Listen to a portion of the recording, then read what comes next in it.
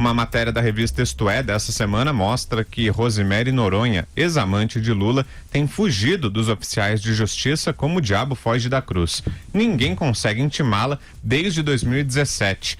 Na portaria do prédio onde vive numa cobertura na região da Avenida Paulista, o porteiro diz sempre a mesma coisa. Ela sai bem cedo e só volta tarde da noite. Os oficiais de justiça precisam intimá-la em horário comercial.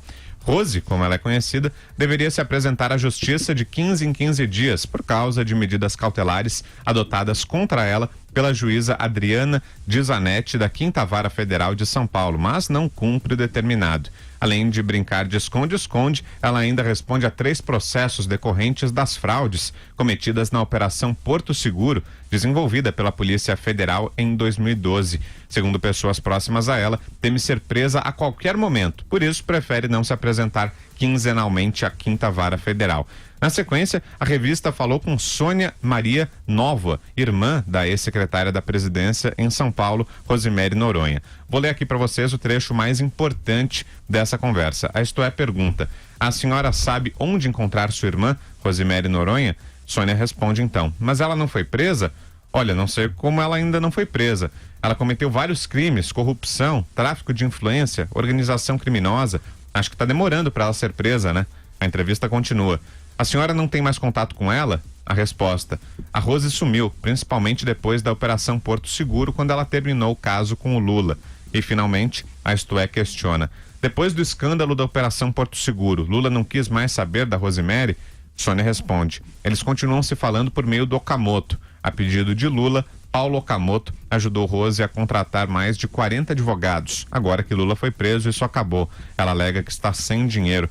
Augusto, começo essa com você. 40 advogados, é uma coleção de absurdos isso, né? Aqui cabem vários comentários, né? Primeiro, a nossa ex-segunda dama tá mostrando aqui o caso dela, o desleixo da justiça em relação a certos episódios. Vamos lá. Ela deveria atender a medidas cautelares e desrespeita a justiça ostensivamente. Deveria comparecer a cada 15 dias, não é? A 5ª Vara Federal e não dar as caras. Segundo, acho uma beleza essa história de não conseguirem achá-la. Vocês já foram processados certamente, porque no Brasil é o bandido que processa quem tem razão. Sempre me acham. Eu, por exemplo, não consigo fugir de ninguém.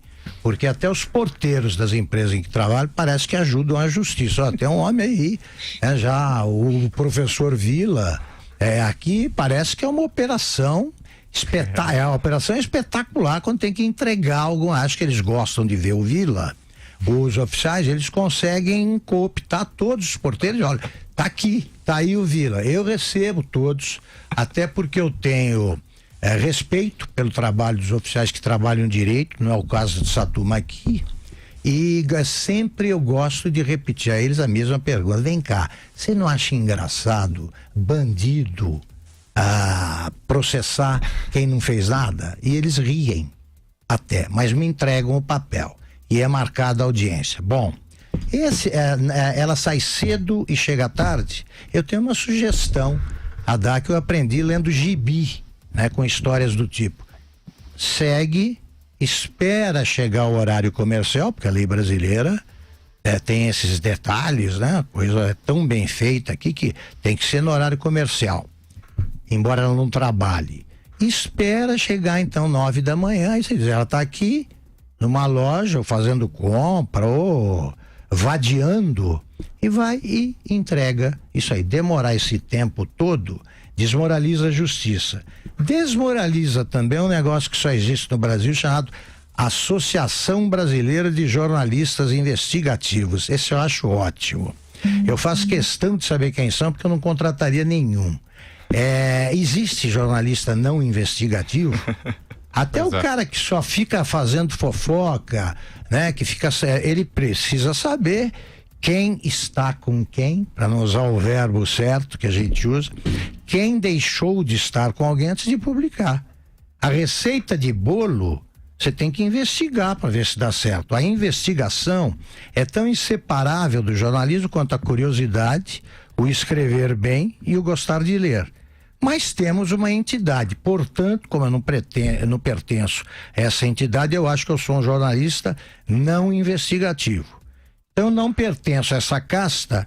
Eu pergunto, o que esperam os jornalistas investigativos para descobrir o que acabou de descobrir, isto é, sem mobilizar jornalistas investigativos? Mobilizou os jornalistas. Falaram com a irmã, que disse essas coisas, entre outros detalhes que tornam a história ridiculamente romântica, como, por exemplo, ela contando que o namorado Lula arrumou para ela até ingresso para o show do Roberto Carlos e para outro show do Roupa Nova. Então é uma coisa bonita. A cunhada oficiosa, ia junto jantar com o Lula e eles se amavam, tal.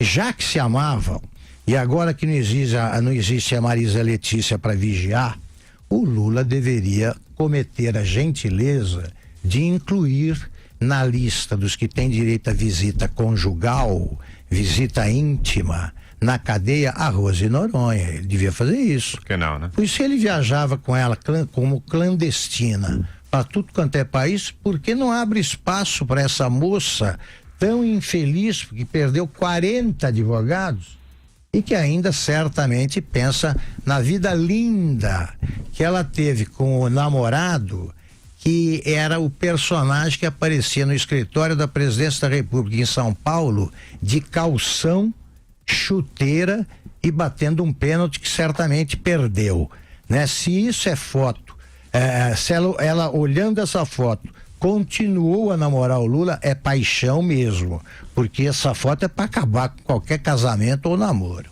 Oi, Lu, fala.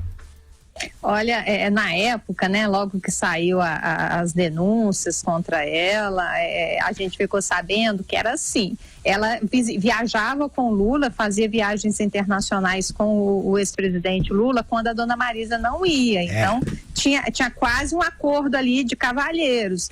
Ou a dona Marisa ou ela estava na comitiva. E tinha muita reclamação, principalmente do pessoal do Itamaraty, porque ela tratava muito mal, ela trataria muito mal os funcionários, ela tratava muito mal o pessoal, inclusive do Itamaraty, da representação diplomática. Então, causava problemas para a comitiva, não era bem aceita pelo grupo, dava problema nas viagens internacionais. E com relação ao número de advogados, realmente é um negócio bastante complicado, né? Porque a gente lembra no ano passado, durante a tentativa, né, do PT de garantir a eleição a candidatura do ex-presidente Lula, o PT tinha advogado para o TSE, advogado para o Supremo Tribunal Federal, advogado que cuidava de ações internacionais. Realmente haja dinheiro para pagar tanto advogado. Exatamente isso. Eles eram tão discretos que ela não ia para o quarto do casal nas viagens aéreas antes que o avião decolasse. Ela esperava decolar e aí ela atravessava discretamente o corredor para ir lá para frente e não voltava. Então ninguém sabia, né? O que acontecia. Mas ela cometia um crime que envolve o comandante do avião ao embarcar clandestinamente, porque ela não aparecia o nome no diário oficial, ela não constava oficialmente da comitiva. Isso é crime, porque é um bem da União. O sucatão e depois o sucessor do sucatão são bens da União. Ela não podia usar isso, ela não era passageiro oficial, o comandante do voo tinha a obrigação de se negar a decolar, mas era o Lula. Então ela foi lá ajudar o Lula a dizer besteiras, né? Porque ela o aconselhava durante a noite nos intervalos, porque ele tem tesão de 20, imagine naquela época como é que era o desempenho do homem. E ela foi conhecer o mundo às nossas custas, porque ela era a parceira que começou um caso de amor no bailão do sindicato dos bancários. Quer dizer, é muito brega, né? Além de tudo. Pra mim, o mais absurdo é uma amante grosseira, né? Esse é o cúmulo da arrogância. Ela é mal educada. Cúmulo da arrogância. Até a amante é arrogante, olha só. Passou por osmose, pegou do Lula. Aqui vale um ponto, né? Eles estão com dificuldades de ter acesso a ela, tá fugindo dos oficiais de justiça. Me lembrou, né, do absurdo que foi, vamos dizer assim, considerar a condução coercitiva ilegal, né? Isso foi uma grande derrota aí pro Brasil, pro Estado Democrático de Direito, quando você quando a polícia, né, enfim, o órgão jurisdicional não consegue trazer uma pessoa para depor à força, né? Absurdo. Exatamente. Inclusive, isso vale, pessoal, para os dois lados do mundo político, né? É a mesma dificuldade que está vendo também no caso Queiroz. É a mesma coisa. Você não consegue trazer o cara para depor. Os parentes, os Bolsonaro, você não consegue ninguém. E aí tem gente que ainda fala que esse não é o país da impunidade. Imagina isso, você não consegue, a polícia, né, os órgãos jurisdicionais não conseguem trazer a pessoa para depor. Quanto dinheiro está sendo gasto, né, com as diárias, as horas desses oficiais de justiça caçando essa fugitiva já. Perfeito. Praticamente. Vamos ver o que fará amanhã a juíza Adriana Freisleben de Zanetti, que formalizou essa medida cautelar. Ela tende a aparecer lá a cada 15 dias. É só a juíza avisar o oficial de justiça que ele entrega. Sim. Simples assim. Mas assim, uma coisa é certeza, né, Augusto? Quando conseguirem falar com ela, já tem uma culpada lá clássica, né? Que é a falecida Dona Marisa, né? Sempre. Joga tudo na conta dela. Põe na conta dela.